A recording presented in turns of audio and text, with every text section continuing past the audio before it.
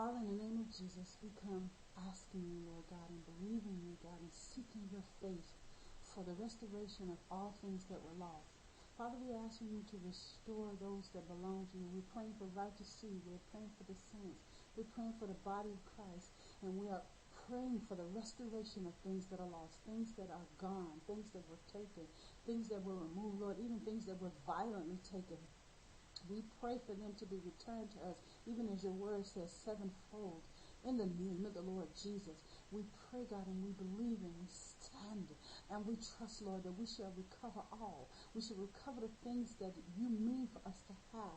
And we believe you, God, and we're asking you, declaring and decreeing that the things were lost to us, Lord God, the things that have been taken from us shall be returned to us, and we shall recover all. In Jesus' name I pray.